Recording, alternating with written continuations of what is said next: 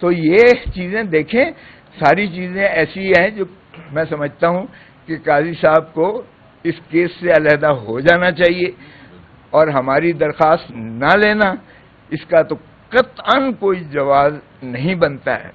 سو ہم آپ کے توسط سے بھی قوم کو بتا دینا چاہتے ہیں، ہمارا کوئی ذاتی پرخاش نہیں ہے، ہم انصاف کے متلاشی ہیں، ہماری پارٹی کا نام بھی تحریک انصاف ہے اور ہم انصاف پر مر مٹنے والے لوگ ہیں۔ کفر کی ریاستیں چل جاتی ہیں، نا انصافی کی ریاست نہیں چلتی ہے۔ قاضی صاحب خدا کا خوف کریں۔ بسم اللہ الرحمن الرحیم۔ سب سے پہلے دیری کی معذرت، آپ نے دیکھ ہی لیا ہوگا اس کی وجہ، اور میں نے ڈاکٹر کو کہا یہ جو باقی کی ڈرپ میں بعد میں آگے لگواؤں گا، کھینچ کے میں نے کی، اور پہلے میں نے کہا میں اپنا فرض پورا کر رہا ہوں، میرے بھائی یہاں انتظار کر رہے ہوں گے اور ہم آپ کو انتظار نہیں کروا سکتے، باقی تو ساری دنیا کو شاید انتظار کروا لیں، لیکن بابا آپ سے ڈر لگتا ہے، آپ کو انتظار نہیں کروائی جا سکتی۔ میں اس چیز میں بھی نہیں جاتا کہ قاضی فائز عیسیٰ صاحب کو براہ راست چیف جسٹس بلوچستان لگایا گیا، جو آئین ہی کی خلاف ورزی تھی۔ ان کی تعیناتی بطور ہائی کورٹ کے جج کی بجائے ان کو چیف جسٹس ڈائریکٹ لگایا گیا بلوچستان میں۔ میں اس میں بھی نہیں جانا چاہتا کہ یہ براہ راست جج جو ان کو چیف جسٹس بنایا گیا تھا بلوچستان، وہی ناجوازن تھا۔ ان کی ظاہر ہے کہ اوپر تک جو ہے پرواز بطور چیف جسٹس پاکستان اسی کی بنیاد پر ہوئی، تو اس کا بھی ظاہر ہے کہ اگر بنیاد ہی غلط ہو تو عمارت اس پر جو ہے وہ ساری کی ساری جو ہے کرمبل ہو جاتی ہے۔ چلیں اس کو بھی درخور اعتنا کر لیجئے گا کیونکہ بہت پرانی بات ہو گئی ہے۔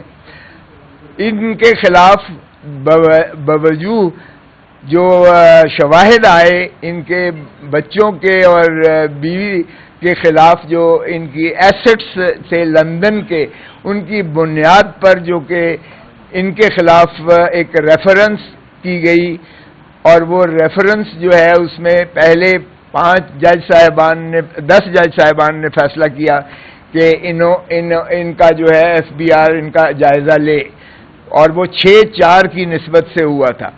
بعد میں ریویو میں 4-6 کی ریورس ہو گیا اور یہ قواش کر دی گئی ان کے خلاف کارروائی پروسیڈنگز کو، اور اس دن سے یہ جناب اس وقت کے پرائم منسٹر عمران خان صاحب کو جو ہے وہ فراموش نہیں کر سکے۔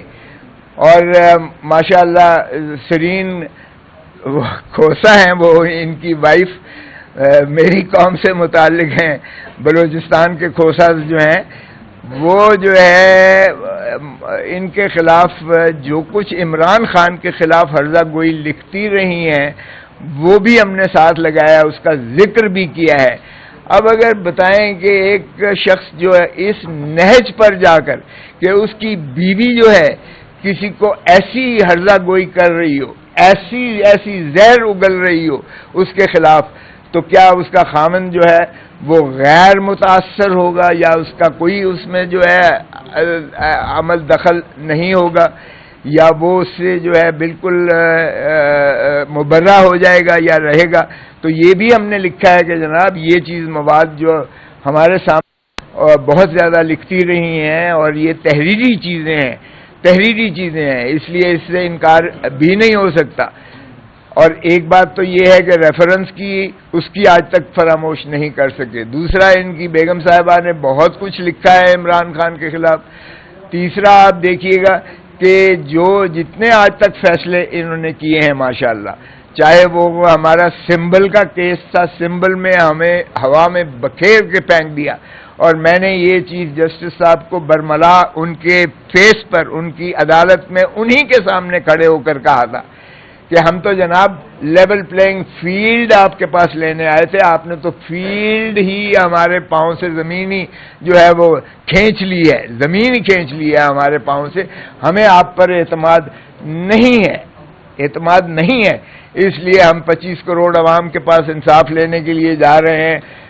میں آپ کی عدالت کا بائیکاٹ کرتا ہوں. وہ ہم نے اپنی پٹیشن جو ہے انہوں نے ڈسمس کر دی تھی اس بنا پر کہ میں پیروی نہیں کرنا چاہتا، لیکن ان الفاظ کے ساتھ جو میں نے آپ کے سامنے دہرائے ہیں.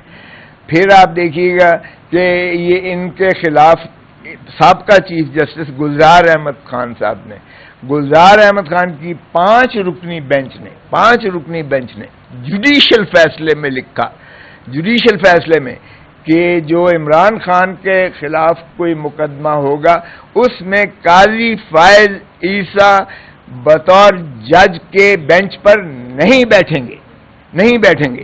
یہ جوڈیشل فیصلہ ہے، آج تک اس کو کسی نے سیٹسفائیڈ نہیں کیا ہے، مسترد نہیں کیا ہے. پھر آپ کیسے بیٹھ سکتے ہیں جو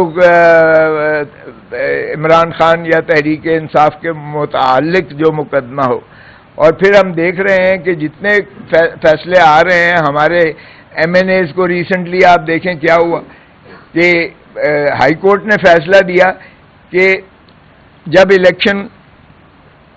الیکشن کمیشن جو ہے اس کو کوئی اختیار نہیں رہتا ہے، جب کنسالیڈیشن آف ریزلٹس ہو جاتا ہے، جب ایم این اے نوٹیفائی ہو جاتا ہے، جب وہ حلف لے لیتا ہے، جب ٹریبونل بن جاتے ہیں، تو اس کے بعد آرٹیکل 225 ہی آتا ہے، ری کاؤنٹنگ نہیں ہو سکتی.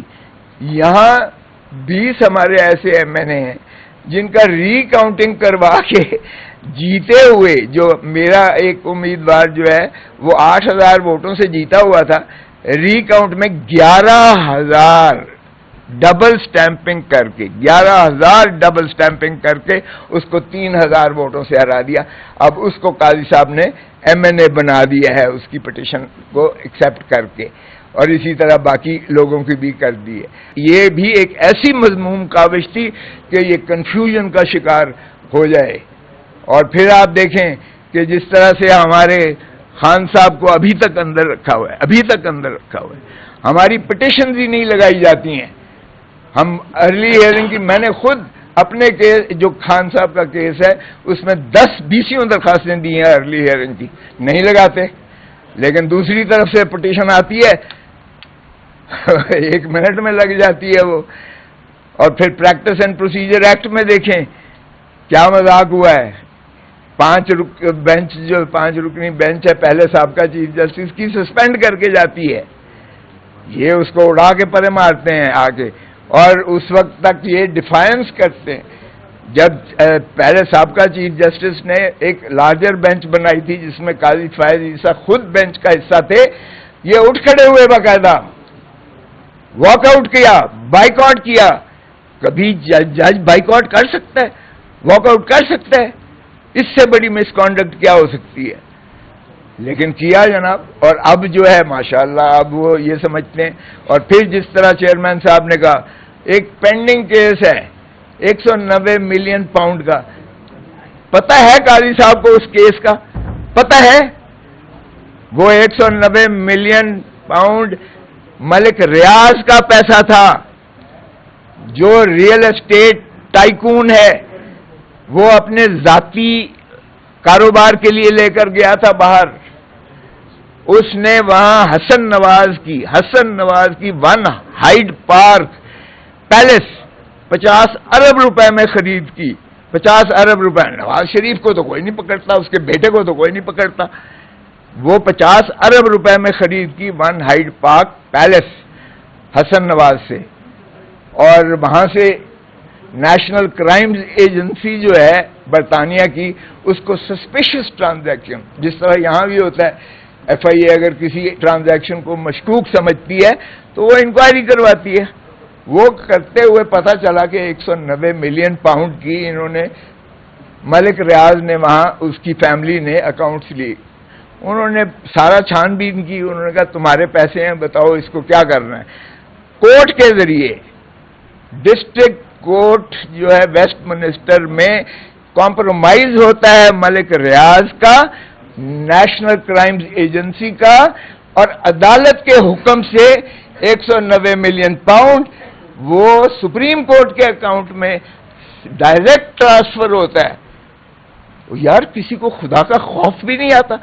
عمران خان کو کہتے ہو ایک دھیلا اس میں سے ادھر ادھر نہیں ہوا. اور عدالت کے ذریعے. یہ کوئی پاکستانی عدالت نہیں ہے اور نہ یہ پاکستانی کرائم ایجنسی ہے. ہماری نیب ہماری ایف آئی اے نہیں ہے. وہ بھیجتے ہیں. یہ پریڈیکیٹڈ آفینس بھی نہیں بنتا تھا. پریڈیکیٹڈ آفینس وہ ہوتا ہے جو کرائم پروسیڈ سے پیسہ گیا ہو. تو کرائم پروسیڈ بھی نہیں انہوں نے وہ پایا تفتیش میں. انہوں نے کہا یہ اس کا اپنا پیسہ ہے اور یہ یہاں بزنس کے لیے لے کر آیا ہے. انہوں نے کہا واپس لے جاؤ. ٹھیک. تو اس میں کیا ہوا؟ اور باقی رہا یہ القادر جس طرح انہوں نے کہہ دیا ہے ٹرسٹ یونیورسٹی ہے وہ آج بھی وہاں موجود ہے اور ٹرسٹ کے نام ہے ہر چیز. وہ بھی خان صاحب یا بشرا بی بی کے نام. کچھ بھی ایک ڈھیلا نہیں آیا. تو یہ چیف جسٹس قاضی فائز سا کون ہوتا ہے فتوے دینے والا؟ اور اگر یہ انفلوئنس کرتا ہے ماتحت عدالت کو، کیونکہ چیف جسٹس آف پاکستان کی آبزرویشن بھی آبیٹر بھی بائنڈنگ ہوتا ہے اور ایک نیچے والی عدالت. اب بتائیں وہ فائنل سٹیجز پر آیا ہے اس کے بعد کیا رہ جاتا ہے؟ اس سے بڑی بددیانتی کیا ہو سکتی ہے؟ تو ہم نے یہ تمام چیزوں کا احاطہ کر کے لکھ کر دیا ہے کہ خدا را آپ اپنے آپ کو ریکیوز کر دیں اس کیس سے. کل ہی ہماری لا اینڈ جسٹس کمیٹی کی میٹنگ تھی جس میں قاضی فائز عیسیٰ صاحب نے ایک احمدیوں کے بارے میں بلاسفیمی پر ایک کیس کا فیصلہ کیا، ریویژن کا فیصلہ کیا. اور کمیٹی کا یہ تھا کہ انہوں نے مسلمانوں کی جذبات کو مجروح کیا ہے، اسلام سے یہ کھلواڑ کیا ہے، انہوں نے مسلم امہ سے کھلواڑ کیا ہے، انہوں نے آئین کی تضحیق کی ہے، انہوں نے قانون کی تضحیق کی ہے. ان کے خلاف ریفرنس بھیجا جائے. تو یہ چیزیں دیکھیں، ساری چیزیں ایسی ہیں جو میں سمجھتا ہوں کہ قاضی صاحب کو اس کیس سے علیحدہ ہو جانا چاہیے اور ہماری درخواست نہ لینا اس کا تو قطعاً کوئی جواز نہیں بنتا ہے. سو ہم آپ کے توسط سے بھی قوم کو بتا دینا چاہتے ہیں ہمارا کوئی ذاتی پرخاش نہیں ہے. ہم انصاف کے متلاشی ہیں. ہماری پارٹی کا نام بھی تحریک انصاف ہے اور ہم انصاف پر مر مٹنے والے لوگ ہیں. کفر کی ریاستیں چل جاتی ہیں، نا انصافی کی ریاست نہیں چلتی ہے. قاضی صاحب خدا کا خوف کریں. Thank you very much sir.